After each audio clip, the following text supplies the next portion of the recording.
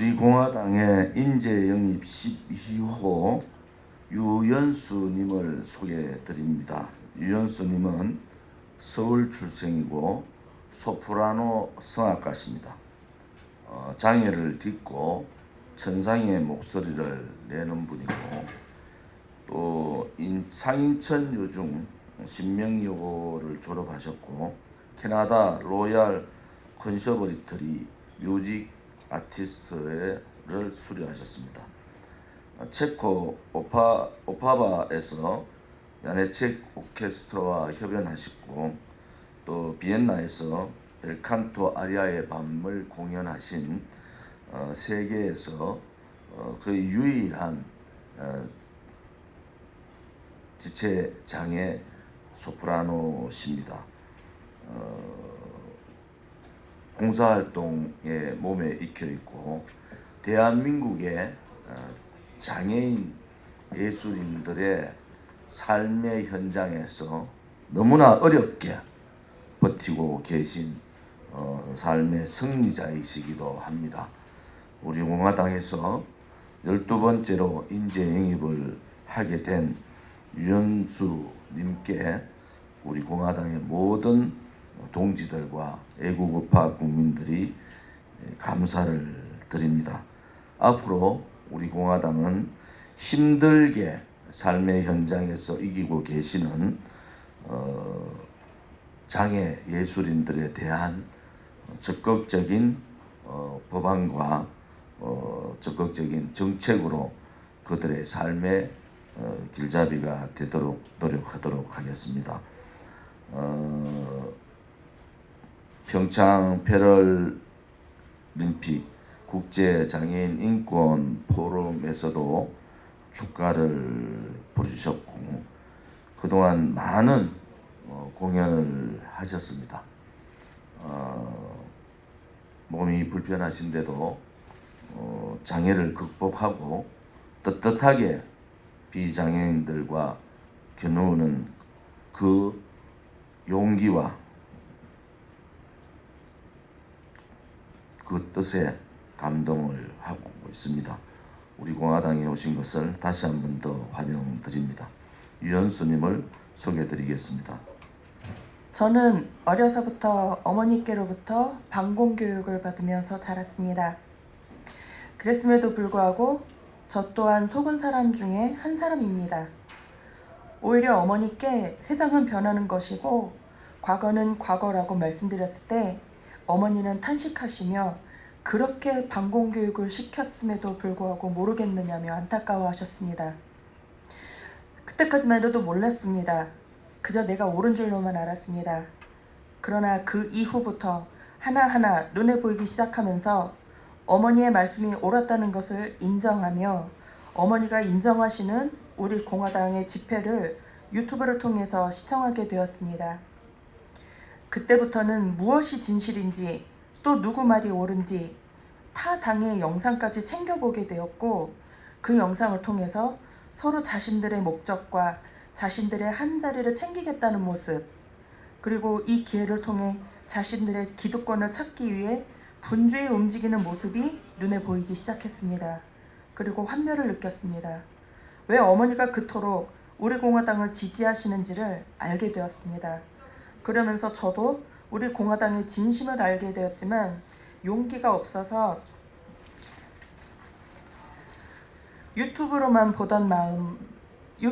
보게 되었고 유튜브로만 보다가 그 마음이 답답했고 아스팔트 위에서 투쟁하시는 분들이 참 대단하다고 느꼈습니다. 처음엔 용기가 없어서 잘 나서지는 못했지만 이제는 동지들 앞에서 노래를 하게 되어 참 감사한 마음이 듭니다. 나도 비록 속아서 투표를 하게 됐지만 사죄하는 마음으로 용기 내어 태극기를 들고 나오게 됐고 이제는 집회에서 예술인으로서 성악가로서의 모습으로 서게 되었습니다. 저는 장애인이지만 성악가입니다. 전 세계적으로 장애인 소프라노 성악가는 전무후무하다고 생각합니다. 어딘가에 나와 같은 성악가가 있는지는 모르겠습니다만 아직까지 드러나 활동하는 성악가는 보지 못했습니다. 내 노래가 앞에서 투쟁하시는 분들께 힐링이 되었으면 좋겠다는 생각을 했었습니다. 작년 여름 처음 행진할 때 느꼈던 것이 4년이라는 세월 동안 이렇게 빠짐없이 투쟁하시느라 다들 얼마나 힘들었을까 그런 생각이 들었기 때문입니다. 장애인이기에 그 누구보다도 장애인의 마음을 압니다. 또한 예술인이기에 예술인들의 삶과 애환을 압니다. 재능 기부라는 명분으로 특히나 많은 예술인들이 타격을 받고 있습니다. 예술인들이 순수한 마음으로 하는 재능 기부가 아닌 재능 기부를 강요받고 생계가 어려운 예술인도 많았고 그 중에 한 사람이 나이기도 합니다. 이번 정권이 들어서면서 주변의 동료, 선후배들은 성악 전공하신 분이 청와대로 가셨으니 문화예술 분야에 신경 써주지 않을까 기대들을 많이 했습니다만 그 기대는 그냥 기대로 끝나고 말았습니다. 장애인으로 장애인들의 마음과 애환을 나누겠습니다. 또한 예술인으로 예술인들의 마음을 나누겠습니다. 우리 공화당에 입당하게 됨을 영광스럽게 생각합니다. 감사합니다. 박원순 시장이 특정 지역에 대해서 집회 금지령을 내렸는데 실질적으로 박원순 시장이 지금 해야 될 일은 지하철부터 통제를 해야 됩니다. 의사들과 여러 가지 협의를 한 상태가 외부의 집회의 문제가 아니라 실내의 교통수단, 밀집된 공간 이런 부분들이 상당히 위험하다라는 말씀을 들었습니다. 또 하나는 3주 전부터 우리 공화당은 중국 출입을 금지해달라고 그렇게 요청을 했습니다. 오늘도 12,000명이 들어옵니다. 도대체 이 무능한 문재인 정권이 재앙을 몰고 오고 있는 거 아닙니까? 지금 북경 상황이 어떤지 여러분들 기자분들 아십니까? 북경이 거의 봉쇄가 되어 있는 상태입니다. 아파트고 학교고. 그럼에도 불구하고